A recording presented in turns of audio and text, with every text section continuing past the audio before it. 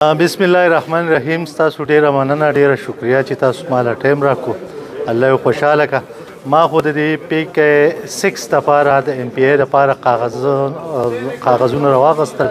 ان شاء الله اوس په داخله وکم. نو خبره ده چې خدمت باندې الله مې علاوهږي. ما د دې خلکو خدمت کړی دی، د دې نه هټ کر کمال یو سړی اوټ راکوي، زما په مهنت په مال راکوي. ځکه چې وروره ما بغیر څه لالچه د دې خلکو خدمت کړی. نشاط چوک ته راوتم، ګرین چوک ته راوتم، په مهنګایي راوتم، په لوډ شیډینګ راوتم. د هغو چې څه مسایل دي الله ورکړي، ما ورکړي دي. نو انشاءالله تعالی زه د دې خلکو نه دا امید ساتم د سیټي څومره وروڼه چې دي، د دې نور درو مرو څونه وروڼه چې زموږ دي، نو انشاءالله تعالی چې د دې په خوښه باندې ودرېږم. ځکه هغو ما ته ریکویسټ وکړو چې سپین خان تاسو د پی کې 6 نه ودرېږئ، نو انشاءالله تعالی تاسو له موږ ورکوو، بل چاله نه ورکوو. نو په ازاد حیثیت باندې به زه ودرېږم انشاءالله تعالی ام پی ای سیټ ته پی کې 6 نه انشاءالله تعالی.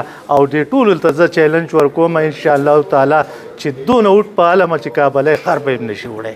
کروڑ نه چې په 100 کروڑ هم د عوام نه بدلوم انشاءالله. تاسو به وګورئ د سپین خان کېناستو والا نه دی، او که څوک د کېناستو شوقي نو ما ته دې کښېني، ځکه چې الریډي به هغو بیلي، ما ته پته ده بیلي به. ځکه دا خلک اوس را پیدا شو، اوس به دا خلک د خلکو دروازې ټکوي چې وروره ما له اوټ تا له اوټ په څه درکړي. د دې نه مخکې تا وروره ام پی ای پاتې شوی، ته چا ورته راغلی چې یاره ستا څه پکار دي، اوړه راکاره نشته، چیني راکاره نشته، یاره ستا کوټه راځي چې پلسټیک ته لوالم څه چل وکړم. نو دا په هغه وخت کې دي بیا هغې په تورو شیشو کې ګرځي. وایي خان وروره په اسلام آباد کې دی، خان وروره وایي په پېښور کې دی، په کور کې به ناست او تا ته پولیس وایي خان نشته. دا زما د سترګو د وړاندې خبره ده. نو انشاءالله سپین خان ملنګ سړی دی، هر ټایم تابعدار دی. وروره زما د یو سړی اساسه وګوري، نه مې وروره په بینک کې روپۍ شته، نه مې پراپرټي شته، نه مې وروره خپل کور شته، وروره نه مې هېڅ مې نشته.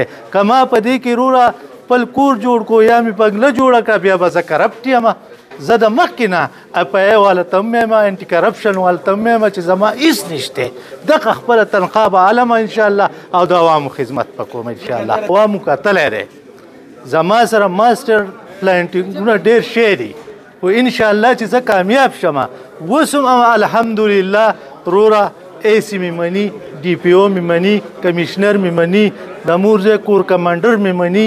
د دې خلکو خدمت کوم، د دې پولیس هم کوم، د دې ولس هم کوم، د دې ټولو کوم، بغیر د دې هټ کر زما سره د اډوده نه. بیا هم زه باچا یم، بیا هم زه باچا یم. ورور هر سړی مې مني، پولیس مې مني، هر سړی مې مني. د هر سړي خدمت مې کړی دی. نو چې خدمت مې کړی دا خلک په ما له یو اوټ نه راکوي.